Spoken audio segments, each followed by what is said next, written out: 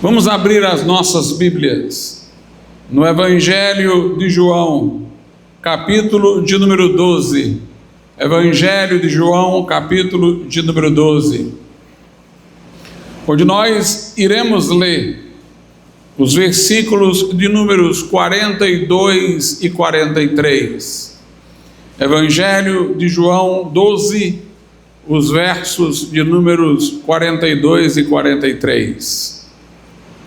Diz assim a palavra de Deus: apesar de tudo, até muitos dos principais creram nele, mas não o confessavam por causa dos fariseus, para não serem expulsos da sinagoga, porque amavam mais a glória dos homens do que a glória de Deus. Podeis assentar.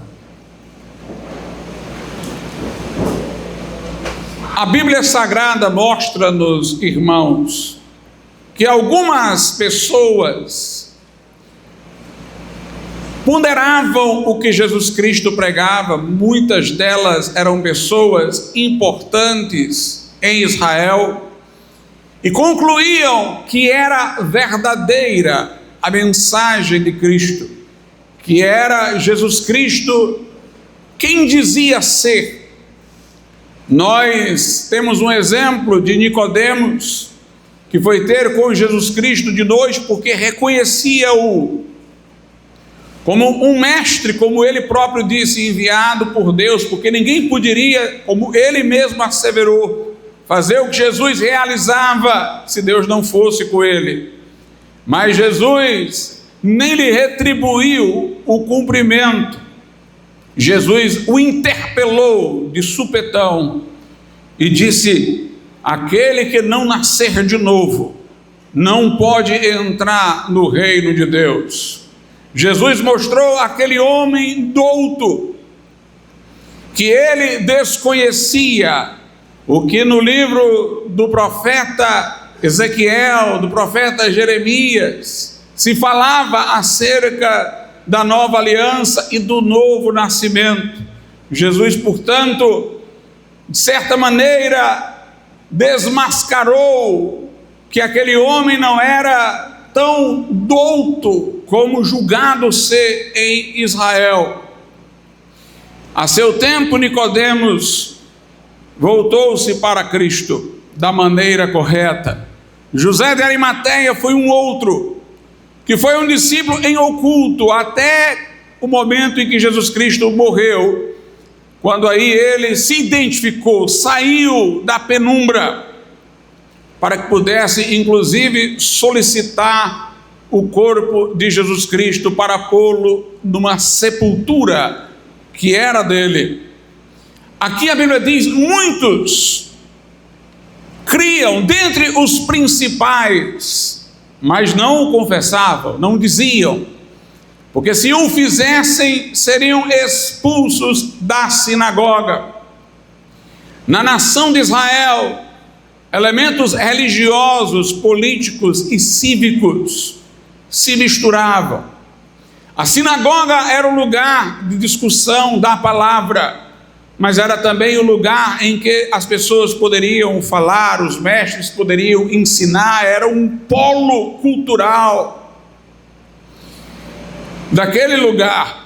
E estas pessoas de posição, se fossem excluídas da sinagoga, não estariam apenas sendo excluídas como que de uma igreja local, estariam sendo excluídas de toda a vida política, de toda a vida cívica da nação, tornar-se-iam párias.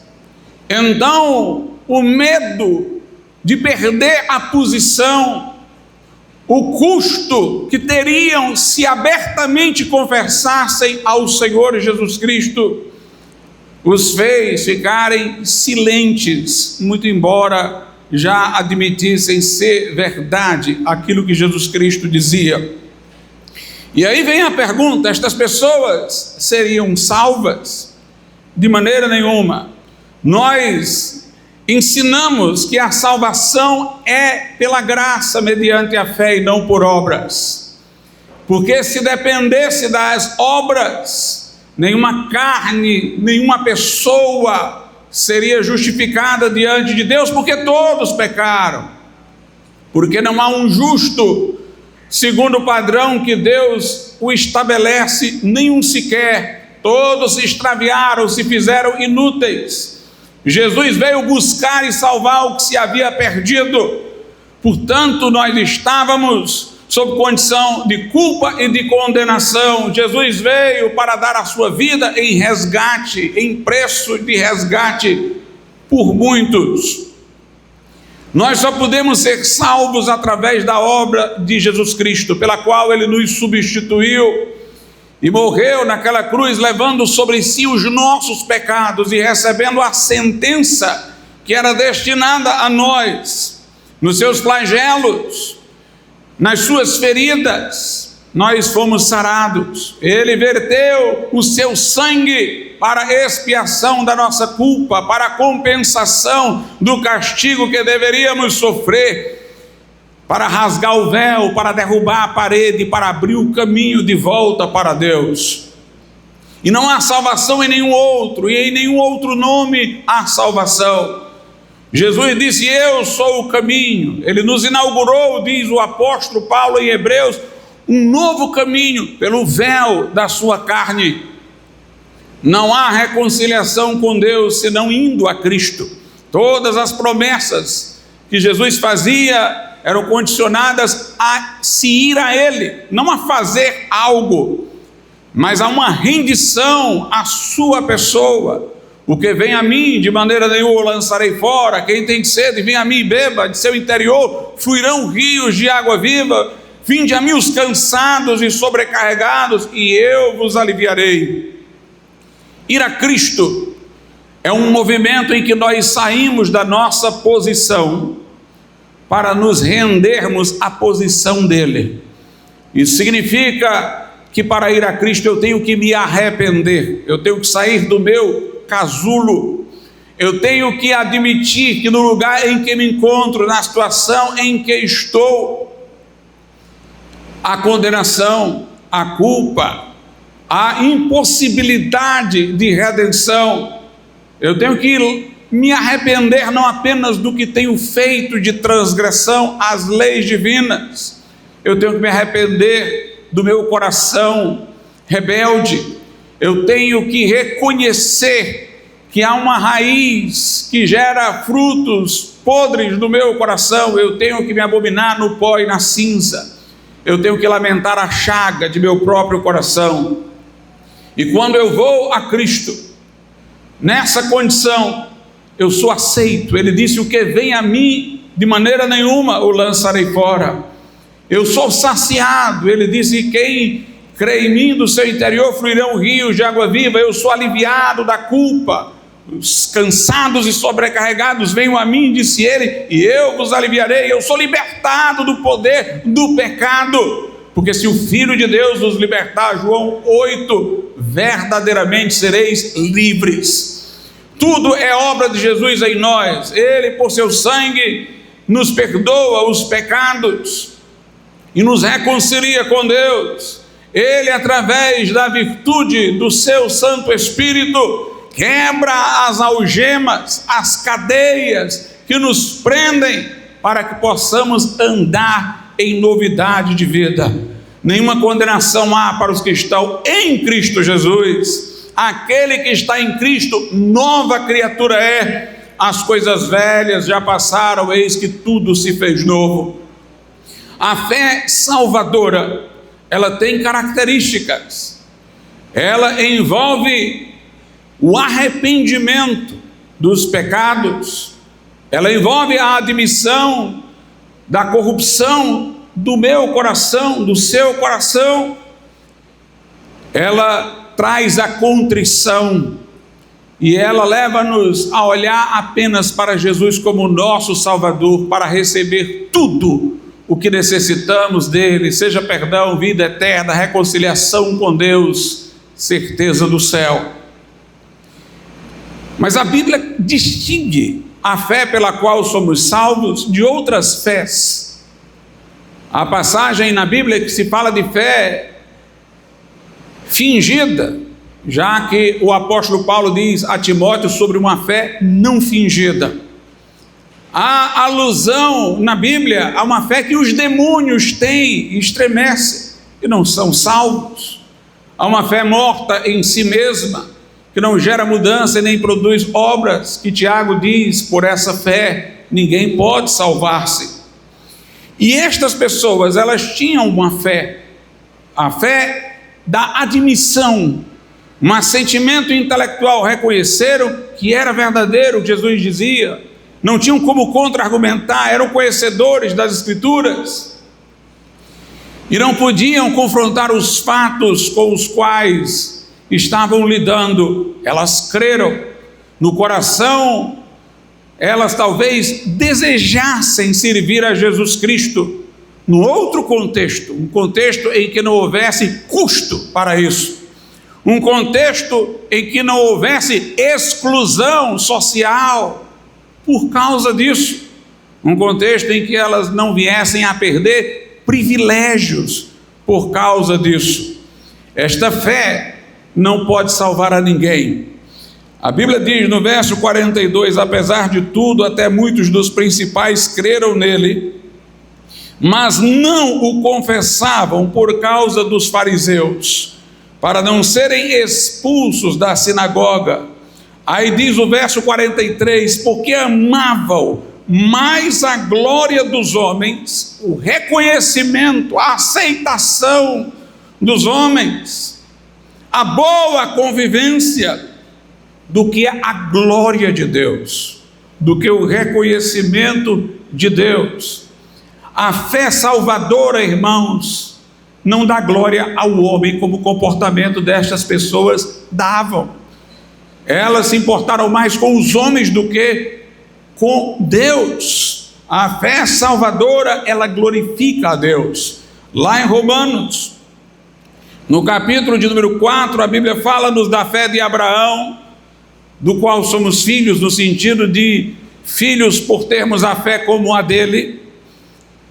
E a Bíblia mostra que tipo de fé é a salvífica. Romanos 4 diz assim a Escritura, dos versos 20 e 21 e 22: e não duvidou, Abraão não duvidou da promessa de Deus por incredulidade, mas foi fortificado na fé, note, dando glória a Deus, e estando certíssimo de que o que ele tinha prometido também era poderoso para o fazer, assim isso lhe foi também imputado como justiça.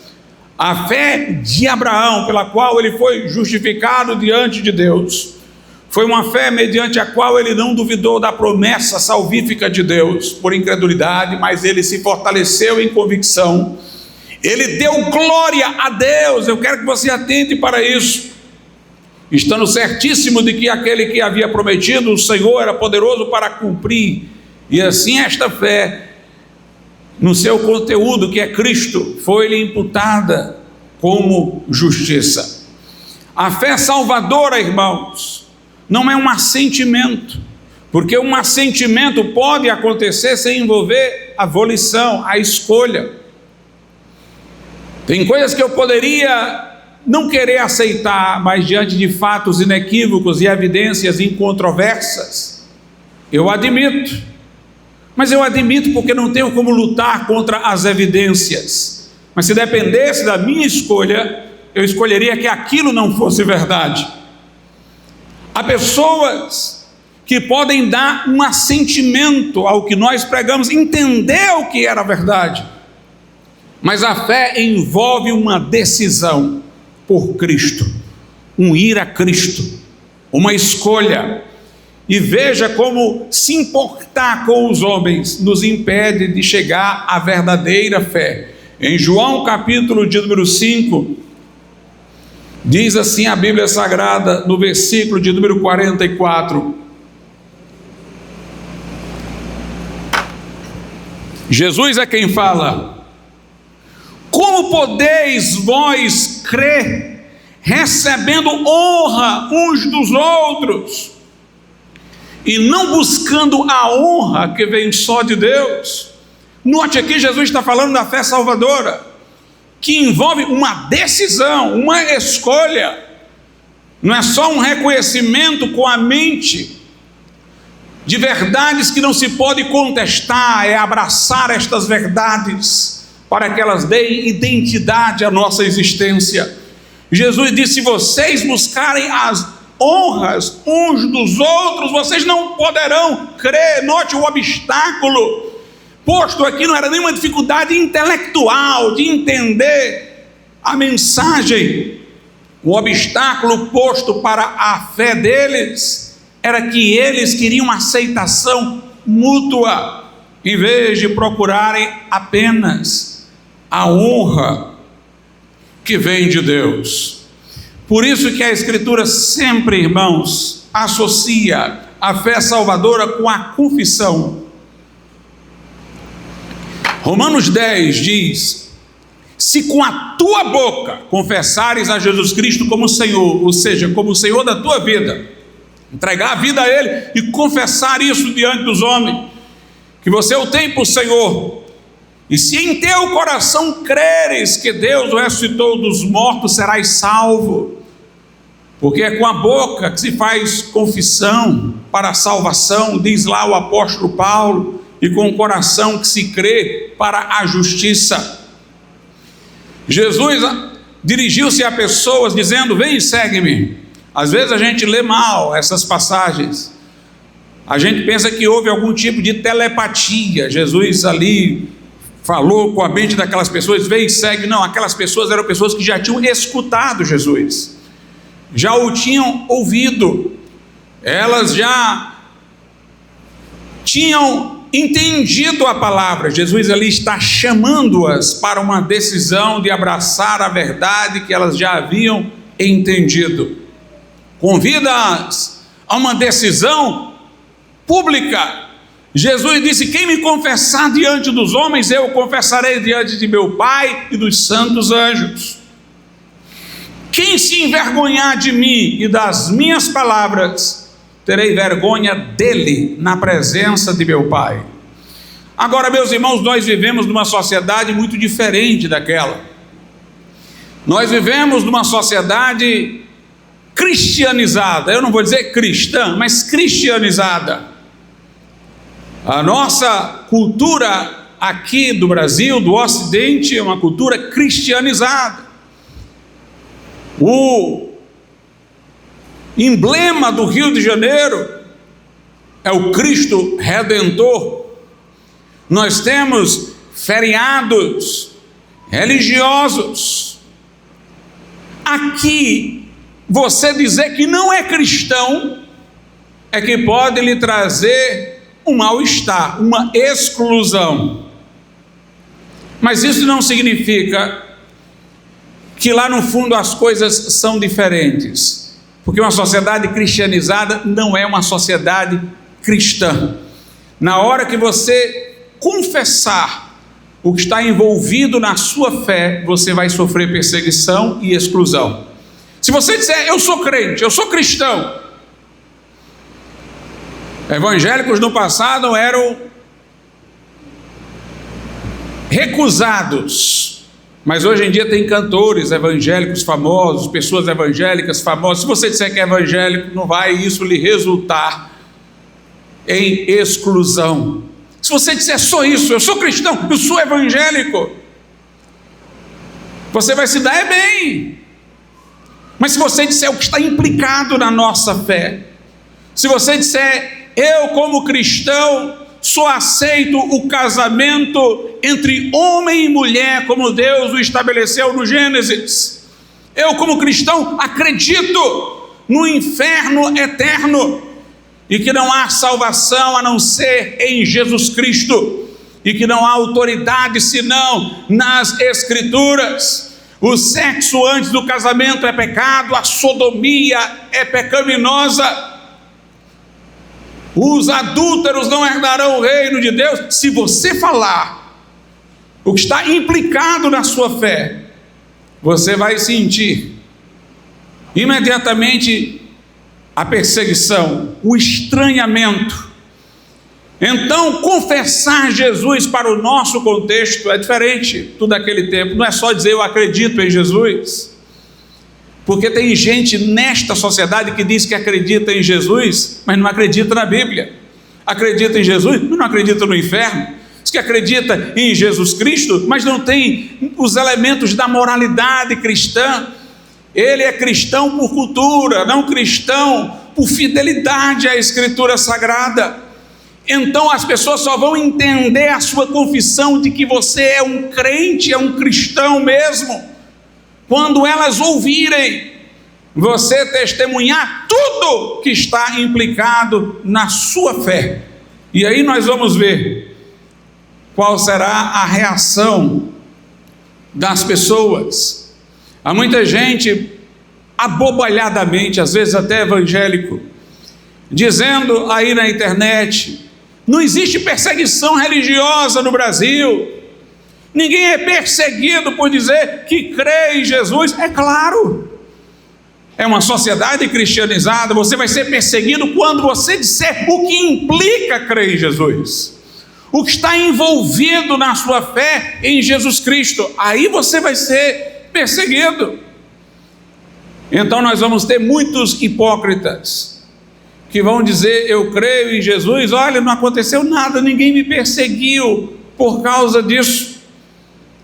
Mas é porque essas pessoas estão silentes em relação a proclamar aquilo que está envolvido na nossa fé cristã. Elas omitem, elas só usam a nomenclatura, só usam a expressão, mas elas não confrontam o mundo com aquilo que o cristianismo tensiona com o mundo.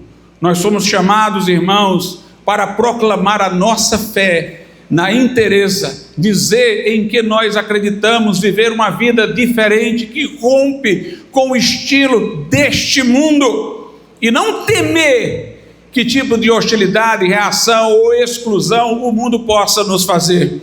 Paulo diz aos Filipenses: eu sou hebreu de hebreus, da tribo de Benjamim. Ele aprendeu aos pés de Gamaliel, era fariseu, reconhecido, irrepreensível no cumprimento da lei, segundo a interpretação dos fariseus, mas ele disse: o que para mim era vantagem, era ganho, considerei nada por Cristo. Ele, o perseguidor, tornou-se perseguido. Ele, uma pessoa preeminente no meio do seu povo, se tornou uma escória no meio do seu povo, por abraçar o Evangelho e pregar a sua fé.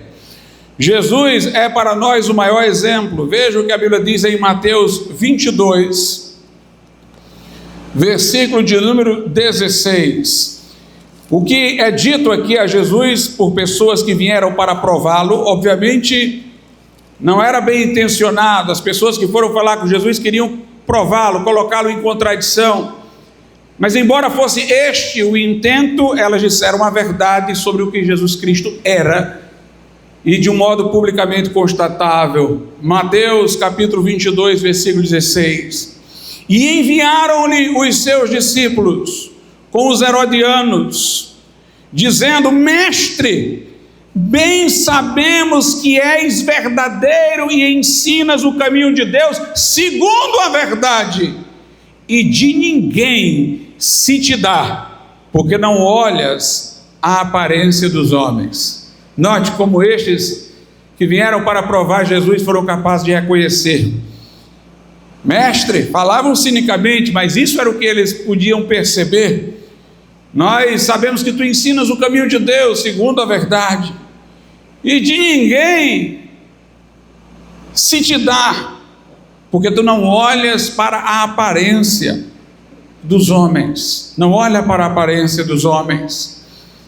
No Velho Testamento, Deus escolheu Ezequiel por profeta e disse: o povo vai fazer cara dura para ti, mas eu vou fazer a tua cara mais dura do que a deles.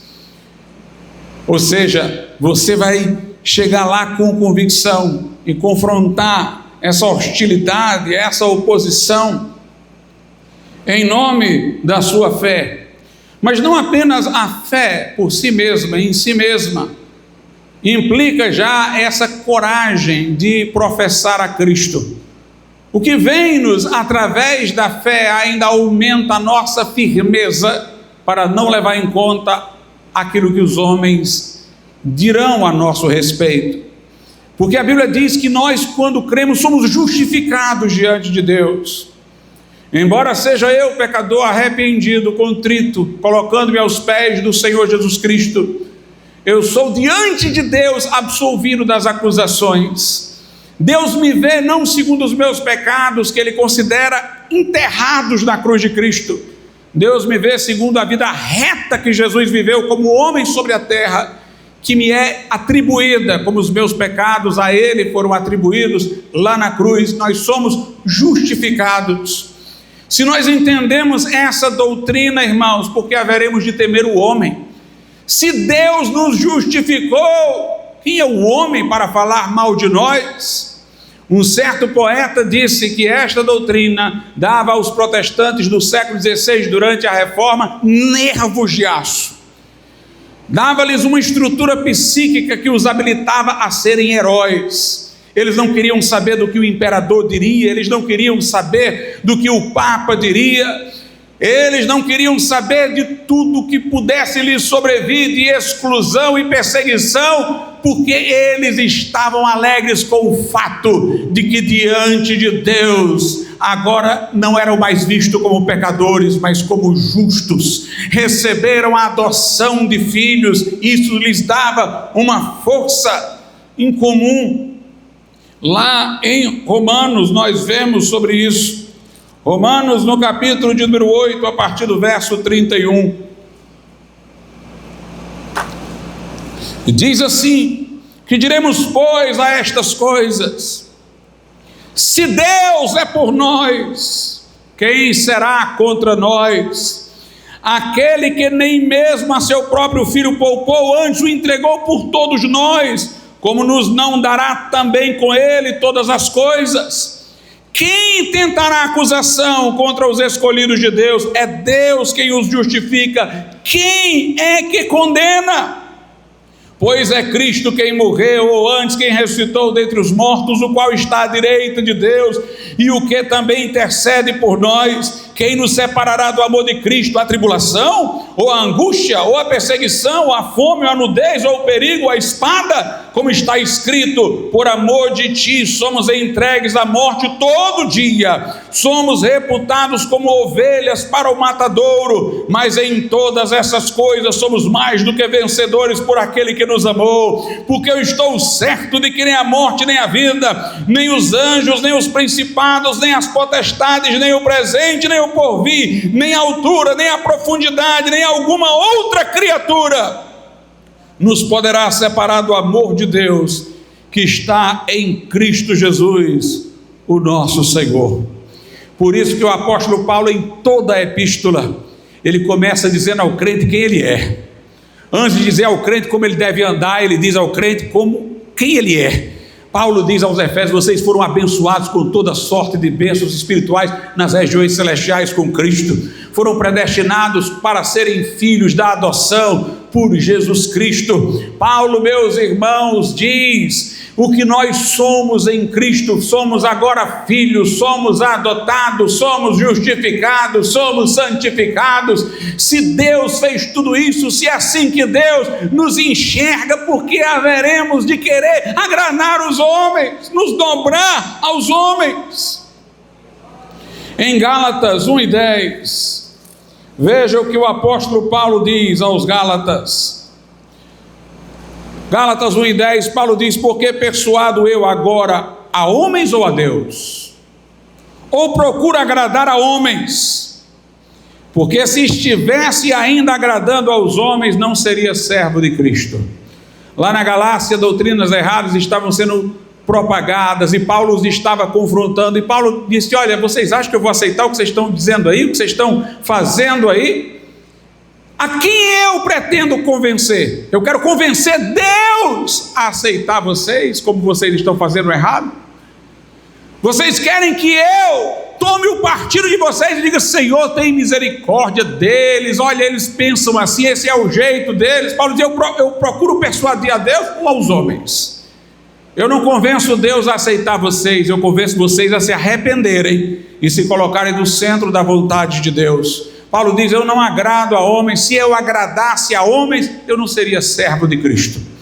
Não seria servo de Cristo. E aqui eu vou dizer, irmão, só o crente pode amar. O mandamento de amar a Deus e ao próximo só pode ser cumprido pelo crente. Nenhum endividado pode amar enquanto não pagar a dívida. Se alguém deve a outro alguma coisa e diz: olha, eu queria aqui lhe prestar um favor, ele vai dizer: não quero favor não, me pague. Está adulando para cobrir a dívida. Enquanto nós estamos endividados, nós não podemos amar a Deus e nem ao próximo. Se nós procuramos o reconhecimento do próximo, nós não podemos amá-lo. O que a gente quer é algo dele para nós, o reconhecimento.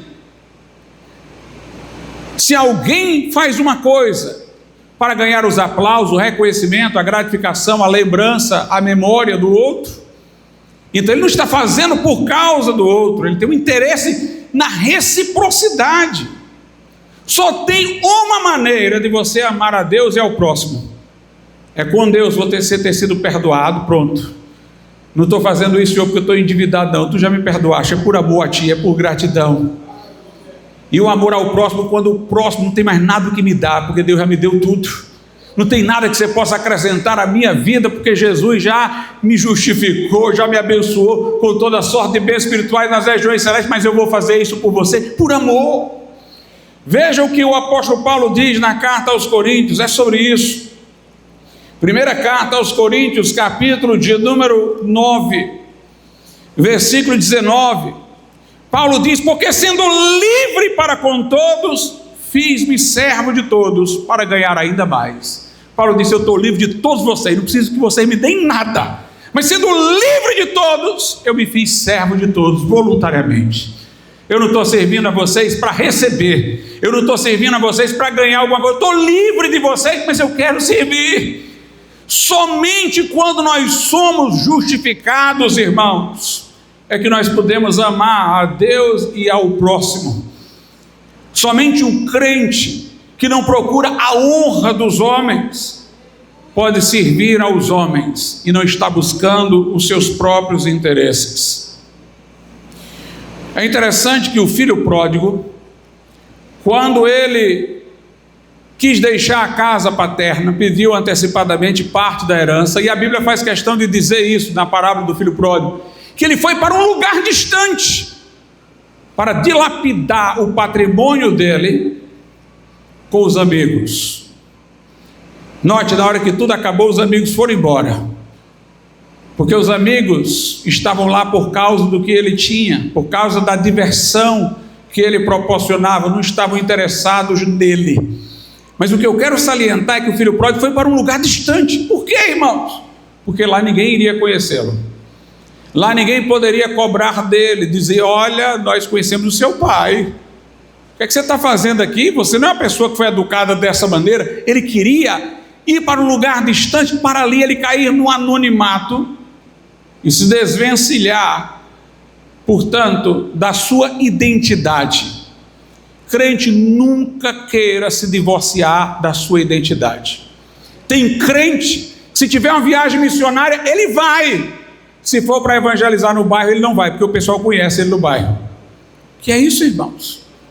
Ele não tem coragem de assumir-se como crente, ou faz alguma coisa que não deve, e aí quando ele vai evangelizar, ele perde a autoridade, porque aquela pessoa o conhece.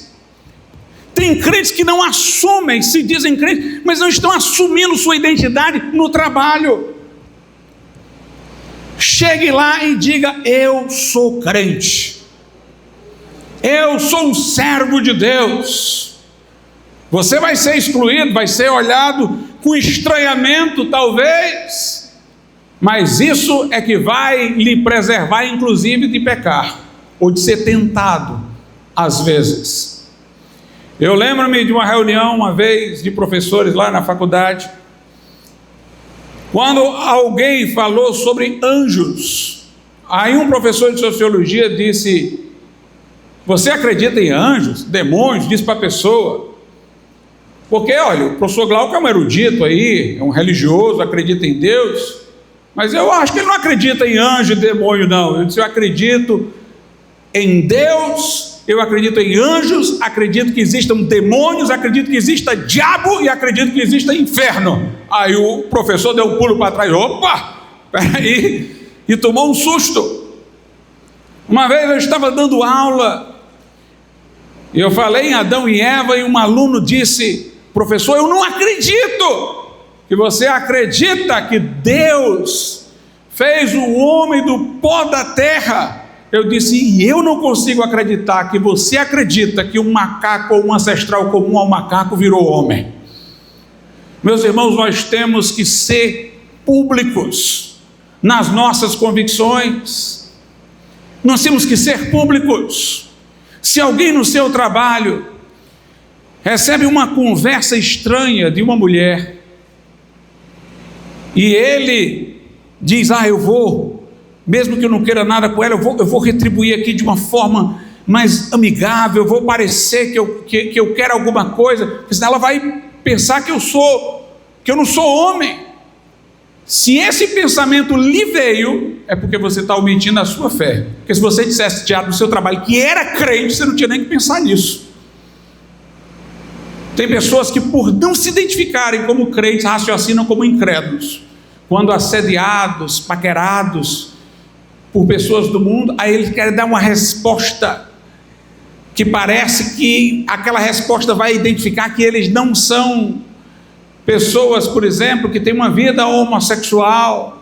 Mas se você já se colocar como crente, isso nem lhe passaria pela cabeça.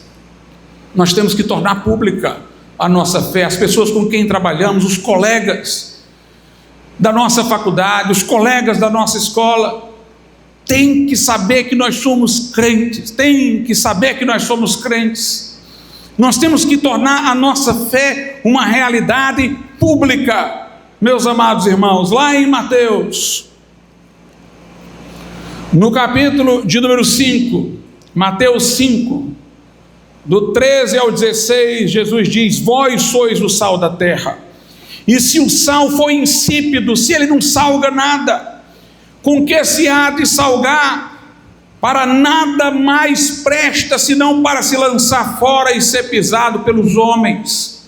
Vós sois a luz do mundo. Não se pode esconder uma cidade edificada sobre um monte, nem se acende a candeia e se coloca debaixo do alqueire, mas no velador, e dá luz a todos que estão na casa. Uma luz não é para ficar escondida, é pública. Versículo 16: assim resplandeça a vossa luz diante dos homens, para que vejam as vossas boas obras e glorifiquem a vosso Pai que está nos céus.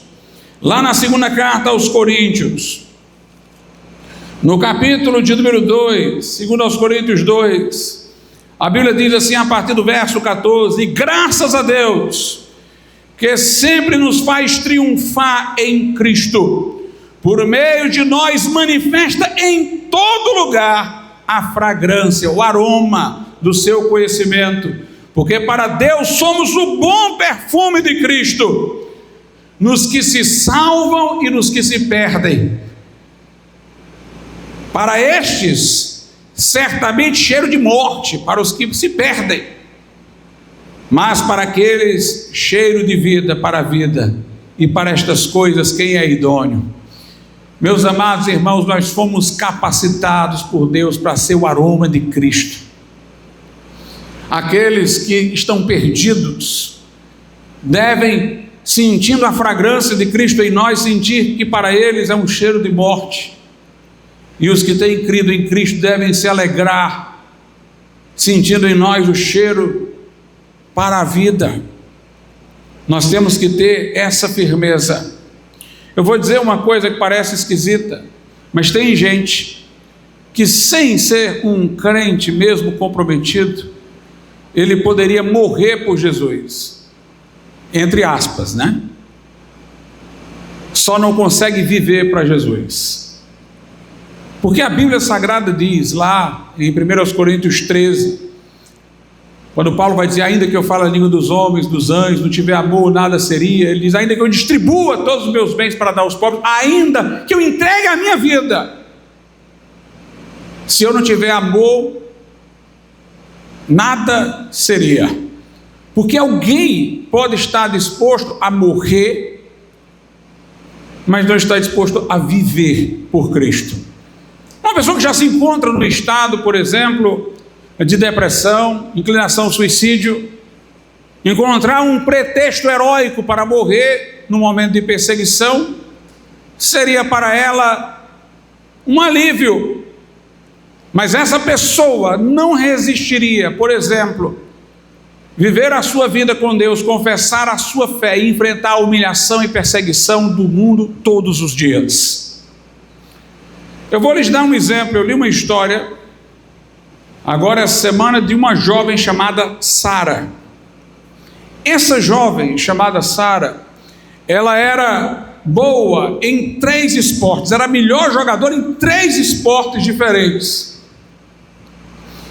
E ela era reconhecida por todos e treinava assustadoramente, porque cada vez mais aumentava a expectativa dos outros de que o desempenho dela fosse o mais bem sucedido. E chegou a hora que ela não estava aguentando mais viver para os outros, atender à expectativa dos outros. Mas ela não era capaz de dizer, não, eu não aguento mais, eu vou parar. Ela estava tão escrava das expectativas dos homens, da busca da honra que vem dos homens, que ela cometeu suicídio. Ela preferiu morrer do que enfrentar a frustração de não atender à expectativa dos homens. Vejam, pessoas podem querer a morte, irmãos, sem que seja realmente uma morte que tenha um fundo moral. Isso aí foi uma fuga de uma pessoa escrava. E tem gente que talvez até deseje morrer, crê em morrer imediatamente no martírio, na visão dela, porque a fé dela, que não é a salvífica, não seria capaz de ser professada e a vida continuar, e ela aguentar todas as exclusões, hostilidades que esse mundo impõe a um crente fiel à palavra de Deus. Os cristãos na igreja primitiva receberam todo tipo de estereótipo. Os discípulos em Jerusalém eram tidos como traidores da pátria. Diziam que eles falavam do templo, que era o coração da vida judaica, falavam mal, desculpem, do templo, que era o coração da vida judaica. Diziam que eles falavam mal dos costumes, que Paulo, Estevão, que judeus eram inimigos da nação, eram tidos como antipatriotas. Quando o Império Romano começou a perseguir os cristãos, dizia que é porque os cristãos não queriam praticar uma solenidade cívica, que manifestavam a lealdade ao imperador. Os romanos diziam, nós respeitamos todas as religiões, mas tem que ter essa lealdade que vocês têm que manifestar ao imperador. Os cristãos recusavam, eram perseguidos como inimigos do império, porque eles não tinham imagens de escultura, eram classificados e perseguidos como ateus. São ateus. Eles foram acusados de canibalismo, quando se reuniam para celebrar a ceia do Senhor e falavam em comer o corpo de Cristo, beber o seu sangue. Os difamadores diziam, eles são canibais e antropófagos. Como eles chamavam a todos de irmãos e irmãs e falavam muito em amor, diziam que eles praticavam relações incestuosas. Os cristãos, irmãos, eram perseguidos por toda sorte de calúnia e difamação.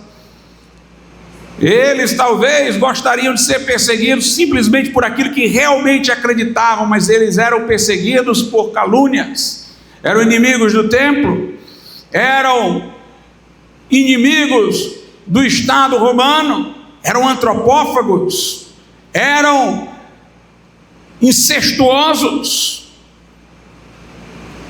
Nero os acusou de incendiar Roma.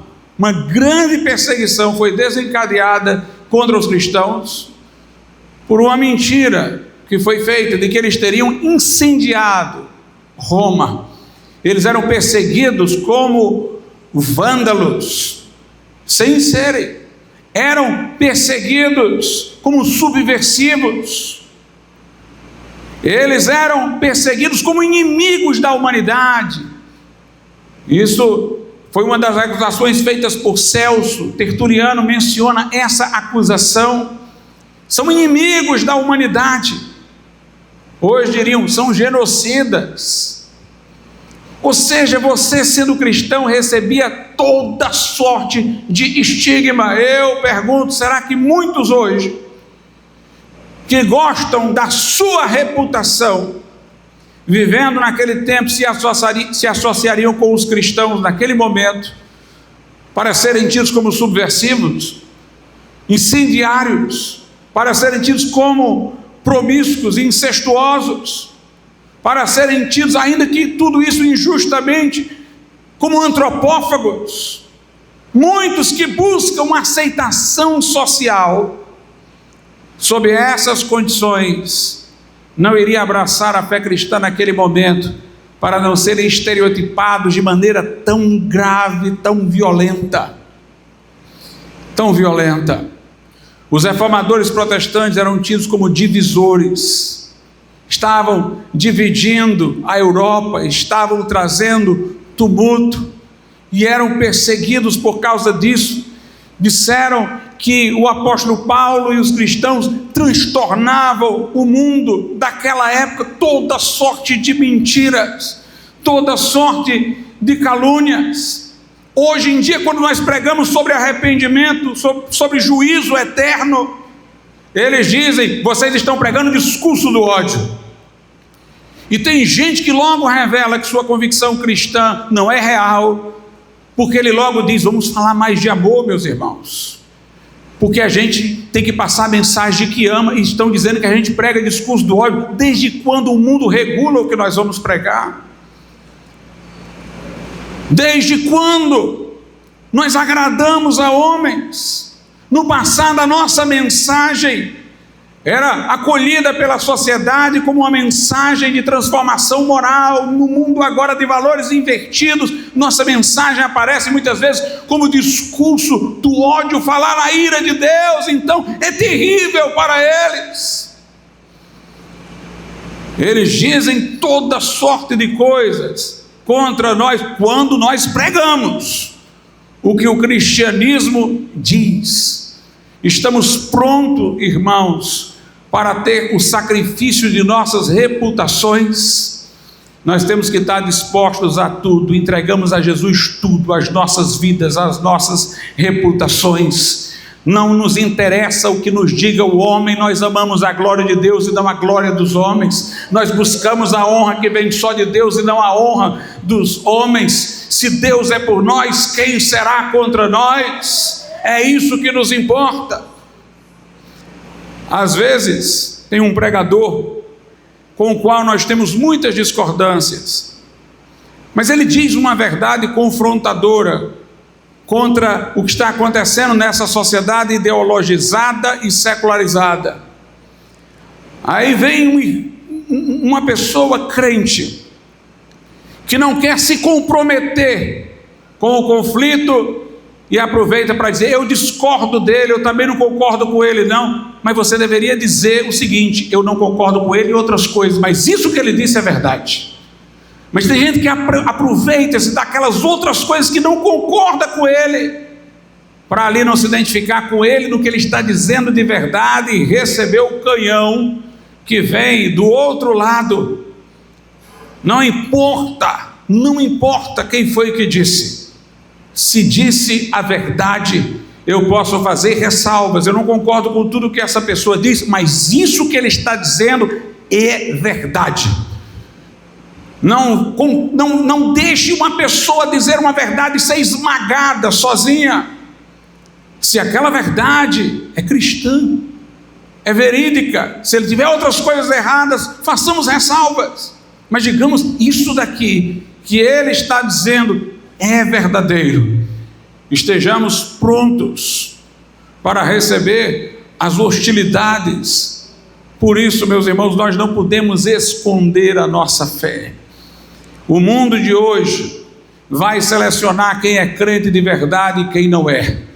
Um mundo de valores invertidos, aparelhado ideologicamente contra tudo que nós sustentamos. Haverá muita gente dizendo que crê em Jesus e continuando uma vida normal neste mundo, porque não tratará das implicações de sua fé. Mas confessar o Senhor Jesus Cristo como Senhor é proclamar ao mundo tudo o que Ele nos ensina em sua palavra. Nós temos no Velho Testamento um exemplo que nos é interessante de Saul. Vamos abrir as nossas Bíblias, lá no primeiro livro de Samuel, capítulo de número 15. Primeiro livro de Samuel, capítulo 15. Deus tinha dado uma ordem para Saul. Deus disse: destrua os inimigos. O povo lá muito ruim. E Deus disse: não fiquem nem com os animais deles, com os bens deles. Porque exatamente Deus queria que aquelas pessoas não fossem para aquela batalha interessadas no despojo, em apenas destruir um povo maligno para ficar com os seus bens. Deus diz: destrua os bens também. O rei também deve ser punido, todo mundo. Mas Saul deixou vivo o rei e os bens. E o gado daquele povo, destruiu o restante. Por que que ele deixou o gado? Porque ele queria agradar o povo. Vocês vão lutar tudo isso só porque Deus mandou e não vão levar nada para casa? Tanto esforço só para fazer a vontade de Deus e ninguém vai lucrar nada. O povo queria lucrar e Saul queria agradar o povo. E por que que ele preservou o rei daquela nação ímpia, só o rei? Porque, meus irmãos, ele queria se autovalorizar, como quem diz ao povo: está vendo, a gente destrói o povo, mas o rei daquele povo a gente valoriza. Rei é uma coisa importante, então me respeitem, me tenham em alta consideração. Ele quis poupar o rei para que a função de ser rei tivesse assim uma grandeza, que na verdade engrandecesse ele, que também era rei, frente ao povo.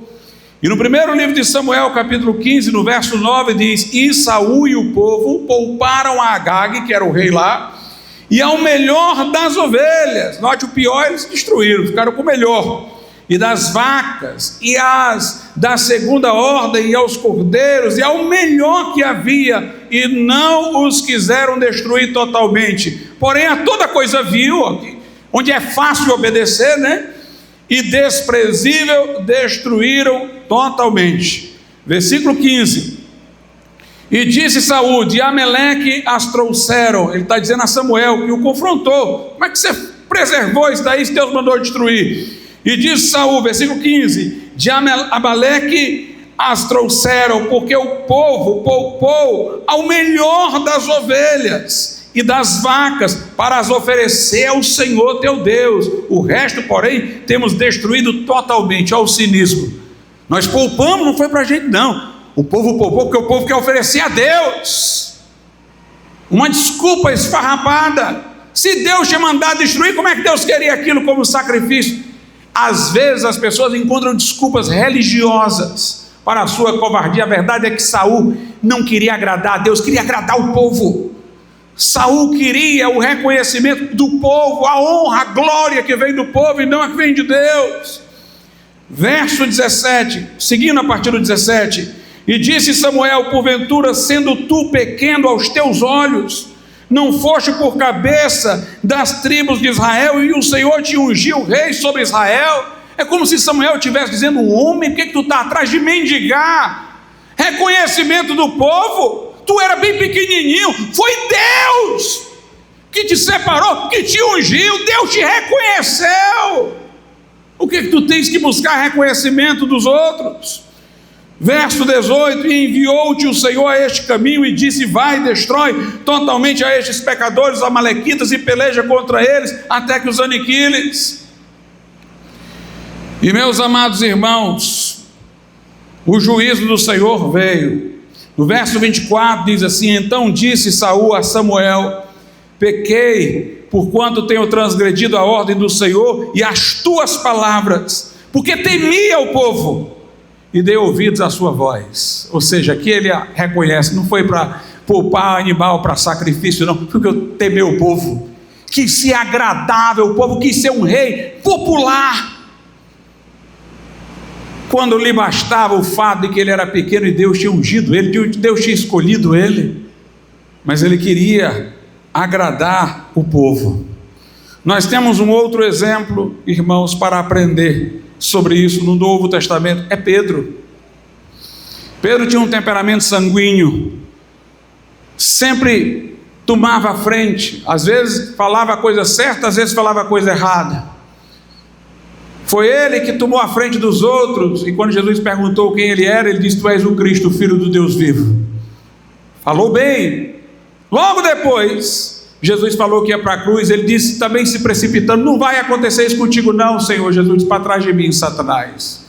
Foi Pedro que quis andar sobre as águas, antes de saber se tinha fé para fazê-lo, e logo afundou e foi socorrido. Mas também foi Pedro que acertou, quando Jesus disse aos discípulos: vocês querem ir embora também, como muitos estão me deixando? Pedro disse: para que iremos nós, Senhor? Só tu tens as palavras da vida eterna. E uma vez Pedro, irmão, se precipitou, porque Jesus disse: vocês vão me abandonar, quando eu for crucificado, vocês vão me abandonar. Aquele era um momento para Pedro ter dito: Senhor, tem misericórdia de mim, me dá graça, me sustenta para que isso não aconteça. Mas Pedro foi se comparar com os outros: Senhor, eles podem fazer isso, eu não. Mas, meus amados irmãos, Jesus foi crucificado e Pedro negou por 3 vezes. O melhor relato, nós temos relatos complementares em todos os evangelhos, mas eu considero o melhor o de Lucas, porque Lucas dá algumas coisas que os outros não dizem. Primeiro, Lucas diz: Pedro seguia Jesus de longe. Foi a primeira coisa errada, seguir Jesus de longe. Siga Jesus de perto, meu irmão. Não queira ser um crente à distância, não. Não queira seguir de longe, não. Siga de verdade. A Bíblia diz: Pedro seguia Jesus de longe. Depois Lucas diz que tinha uma roda de pessoas ali. Pedro sentou junto, sentou na roda dos escarnecedores.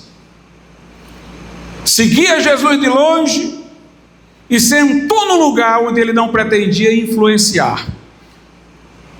Se for para ganhar alma para Jesus, vá até o inferno e tire gente de lá, se isso for possível. Seja sal e luz onde for. Mas se você está num lugar em que o pecado domina, o escárnio domina, e você não tem como influenciar, saia dali para você não ter cumplicidade. Pedro chegou e ficou lá naquele meio. E aí uma mulher, uma criada do sacerdote, o reconheceu e disse: tu és um discípulo dele. E Pedro disse: não, não sou. Perante uma criada, irmãos, negou a sua fé. Negou uma segunda vez. Alguém disse: tu és um deles. Não, não sou. Na terceira vez foi mais sério. A Bíblia diz que ele jurou não conhecer Jesus e praguejou. Sabe o que quer dizer praguejar? Se auto-amaldiçoar se ele não estiver falando a verdade. Não conheço, eu juro que eu não conheço. Eu quero ser amaldiçoado se eu conhecer.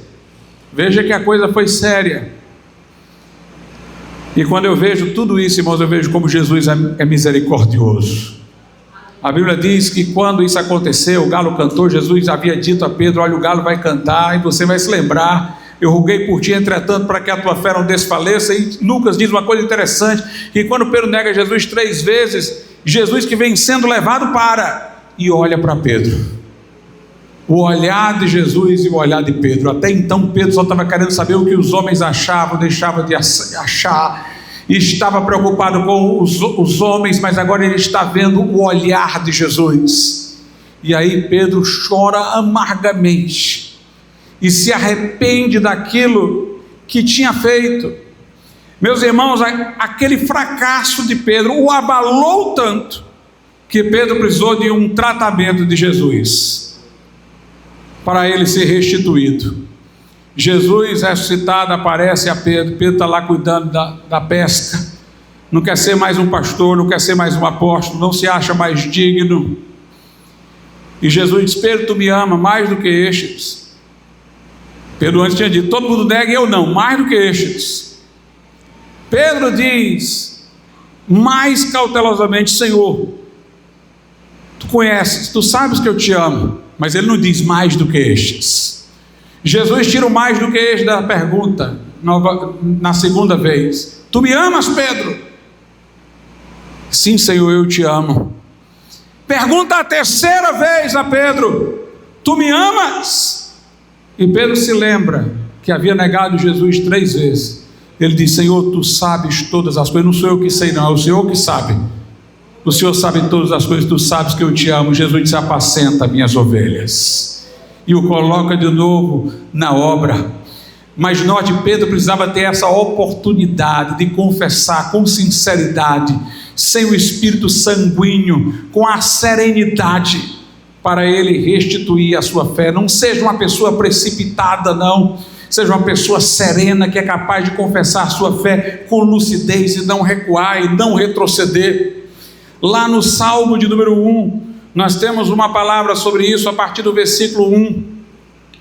Bem-aventurado o homem que não anda segundo o conselho dos ímpios, nem se detém, quer dizer, não para no caminho dos pecadores, e nem se assenta na roda dos escarnecedores. Foi onde Pedro fracassou. Sentou no lugar para não influenciar e foi influenciado, e ficou temeroso do que poderiam lhe fazer, do que poderiam dizer dele, e buscou aceitação humana e negou a Cristo. O versículo 2 diz: antes, é bem-aventurado o homem que não faz nada do que está no versículo 1, anda segundo o conselho dos ímpios, se detém no caminho dos pecadores, se assenta na roda dos escarnecedores. Antes tem o seu prazer na lei do Senhor, e na sua lei medita de dia e de noite. O negócio dele é com Deus, meu irmão. O negócio dele é com o Senhor, pois será como árvore plantada junto a ribeiros de águas, a qual dá o seu fruto no seu tempo, as suas folhas não cairão, e tudo quanto fizer prosperará. E tudo quanto ele fizer prosperará. Às vezes nós temos que perguntar: quem é o nosso ídolo? O ídolo é aquele a quem nós queremos agradar, aquele a quem nós queremos satisfazer. Nós queremos satisfazer só a Deus? Queremos a honra que vem só de Deus, a glória de Deus, ou a glória que vem dos homens? Algumas perguntas que podemos nos fazer para saber, irmãos, se estamos servindo a Deus ou a algum ídolo. Você tem favoritismo? Você gosta mais dos educados e dos ricos do que dos mais pobres e mais simples? Pode ser porque você queira a aprovação desse grupo e não lhe interessa a aprovação do outro grupo. É o favoritismo. Você, para se proteger, mente.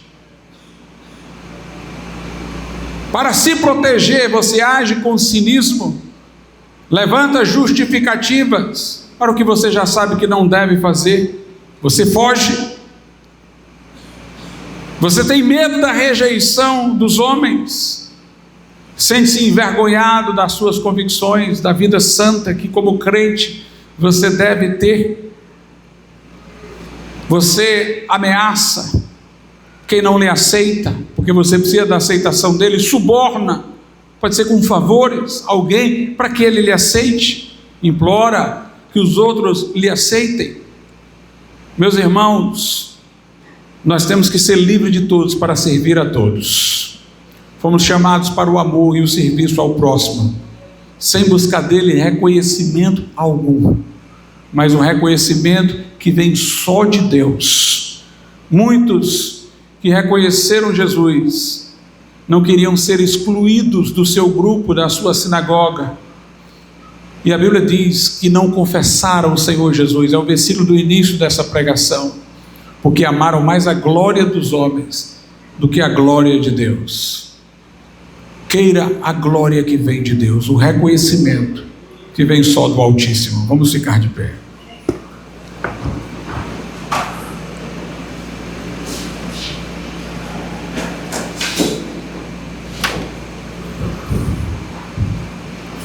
Soberano e Altíssimo Deus, eterno Pai, que a Tua palavra, meu Pai, poderosa, possa agir neste momento e trazer, meu Deus, vidas ao Senhor Jesus Cristo, crentes, ó Pai, que possam estar seguindo Jesus de longe, que são salvos, mas estão, meu Deus, espiritualmente ruins, longe estão seguindo, e não estão, meu Deus, assumindo o testemunho que deveriam assumir.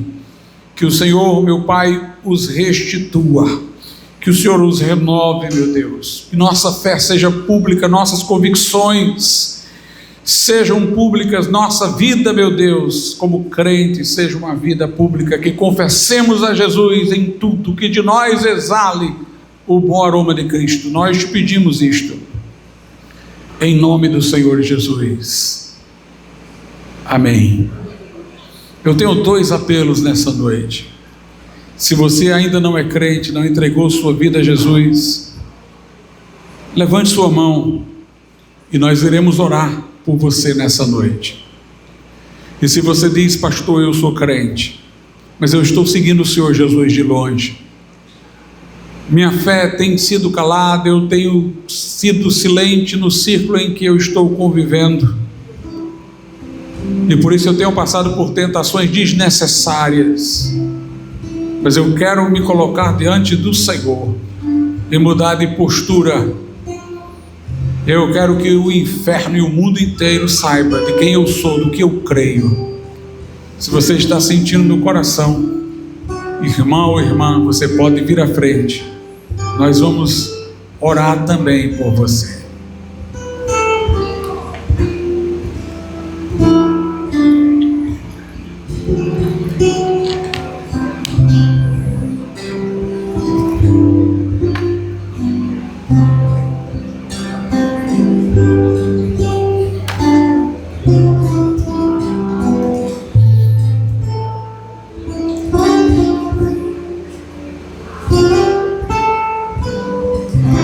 Aleluia. Os que se humilham serão exaltados, os que se exaltam serão humilhados. Humilhai-vos debaixo da potente mão de Deus, ela a seu tempo vos exaltará. Se houver mais alguém que precisa vir, venha e nós vamos orar por você.